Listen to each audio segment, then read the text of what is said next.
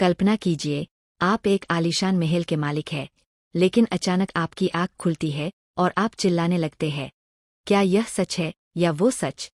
मिथिला के सम्राट राजा जनक के साथ कुछ ऐसा ही हुआ जिसने पूरे राज्य को खौफ में डाल दिया। आखिर क्या देखा था उन्होंने उस रात? नींद में जनक ने देखा कि उन पर हमला हुआ, उनका राजपाट छिन गया। वो नंगे पैर तपती जमीन पर चल रहे हैं। जिस राजा के आगे 56 भोग लगते थे, आज वो एक दाने को तरस रहा है।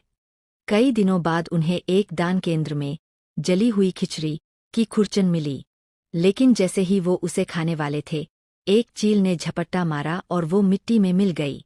उस भूख और लाचारी की पीड़ा में जनक जोर से चिल्लाए और उनकी नींद खुल गई। आँख खुली तो सामने मखमली बिस्तर था, नौकर चाकर थे, लेकिन जनक को कुछ समझ नहीं आ रहा था।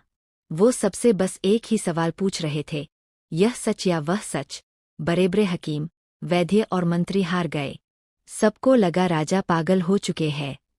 तभी एंट्री होती है महान ऋषि अष्टावक्र की।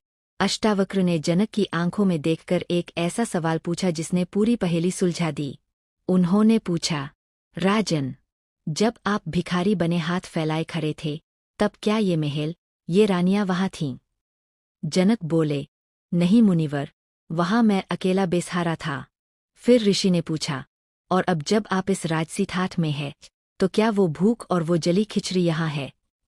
जनक ने कहा, नहीं, वो भी नहीं है। अष्टावक्र मुस्कुराए और बोले, तो फिर सच न वो है, न सच ये है। क्योंकि जो समय के साथ बदल जाए, वो सत्य नहीं हो सकता। सत्य सिर्फ आप है, जो उस सपने में भी मौजूद थे और इस जागृत अवस्था में भी है। केवल आत्मा ही शाश्वत सत्य है। दोस्तों, हमारी जिंदगी भी कुछ ऐसी ही है। सुख और दुख, सपने और हकीकत की तरह आते जाते रहते हैं, लेकिन इन सब के बीच जो स्थिर है, वो है आपकी चेतना।